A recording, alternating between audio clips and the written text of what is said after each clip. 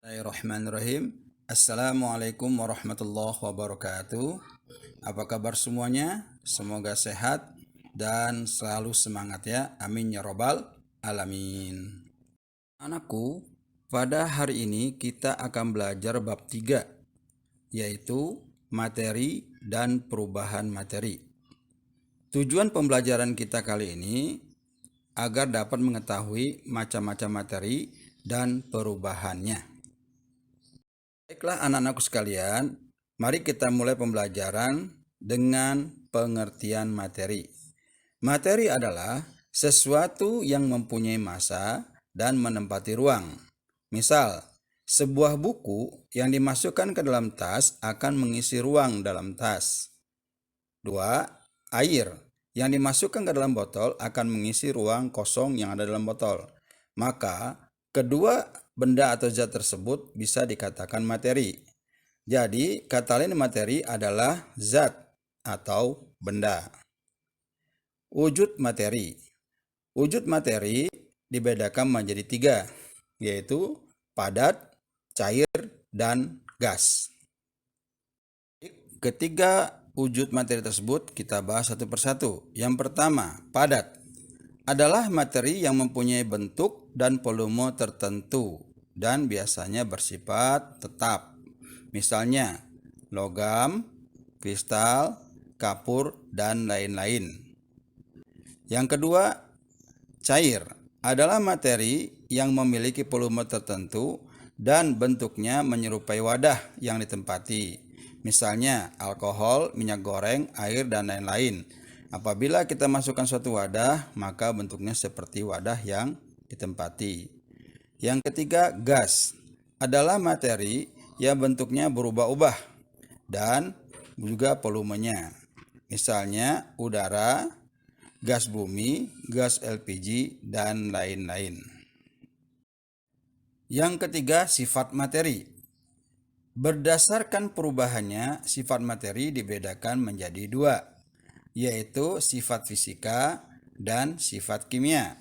Sifat fisika adalah sifat yang berhubungan dengan penampilan fisik yang biasanya dapat diamati dari luar. Sifat fisik ini tidak menyebabkan terbentuknya zat lain. Contoh, warna, bau, rasa, titik didih, dan massa jenis. Yang kedua, sifat kimia adalah sifat khas yang menjadi identitas dasar materi yang dapat diamati dalam materi tersebut. Sifat kimia ini berhubungan dengan perubahan menjadi zat atau terbentuknya zat baru. Contoh, keelektronegatifan, kereaktifan, energi ionisasi, dan lain-lain. Yang B, berdasarkan ukuran jumlahnya, sifat materi dibedakan menjadi 2, yaitu sifat ekstrinsik dan sifat intrinsik. Sifat ekstrinsik adalah sifat yang besarnya bergantung pada jumlah atau ukuran materi. Contoh, massa, berat, dan volume. Sedangkan sifat intrinsik adalah sifat yang tidak bergantung pada jumlah atau ukuran materi. Misalnya, bau, warna, rasa, titik didih, dan lain-lain. Nah, anak-anakku sekalian, berikut ini kita akan membahas tentang perubahan materi. Berdasarkan sifatnya tadi, maka perubahan materi juga ada 2, yaitu perubahan fisika dan perubahan kimia. Yang pertama, perubahan fisika. Perubahan fisika merupakan perubahan materi yang tidak disertai terjadinya zat baru. Hanya terjadi perubahan wujud, perubahan bentuk, atau perubahan ukuran. Contoh perubahan wujud: mencair, membeku, menguap, mengkristal, menyublin, dan mengembun. Ini semua sudah pernah dipelajari di SD. Mudah-mudahan kalian semua masih ingat. Insya Allah ya. Contoh perubahan bentuk.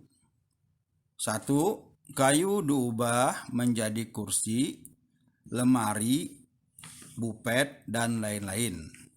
2. Beras diubah menjadi tepung beras. C. Contoh perubahan karena pelarutan. Misalnya, nasi diubah menjadi bubur. 2. Gula diubah atau dibuat menjadi sirup. Perubahan materi berikutnya adalah perubahan kimia. Perubahan kimia merupakan perubahan zat yang menyebabkan terjadinya satu atau lebih zat yang baru. Perubahan kimia sering disebut juga reaksi kimia. Contoh perubahan kimia diantaranya besi berkarat, pembuatan tempe, fermentasi, dan lain-lain. Nah, anak-anakku sekalian, untuk mengetahui apakah suatu zat mengalami perubahan fisika atau perubahan kimia, berikut ini Ustadz jelaskan perbedaan antara perubahan fisika dengan perubahan kimia. 1. Pada perubahan fisika bersifat sementara, sedangkan perubahan kimia bersifat tetap. 2. Pada perubahan fisika tidak terbentuknya zat baru, sedangkan perubahan kimia terbentuknya zat baru. Yang ketiga, pada perubahan fisika hanya melibatkan perubahan fisik saja, sementara pada perubahan kimia melibatkan perubahan fisik dan sifat kimianya. Anak-anakku sekalian, demikian tadi tentang perubahan fisika dan perubahan kimia. Dalam kehidupan sehari-hari, perubahan kimia ini banyak manfaatnya.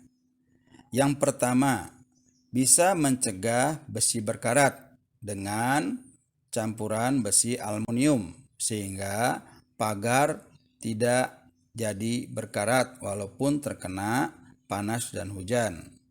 Yang kedua adalah pembuatan alat pemadam kebakaran.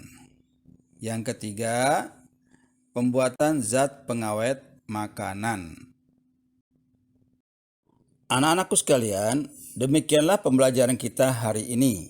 Mudah-mudahan bermanfaat ya, dan kita bisa mengetahui apa itu yang dimaksud dengan materi dan perubahannya. Terima kasih. Assalamualaikum warahmatullahi wabarakatuh.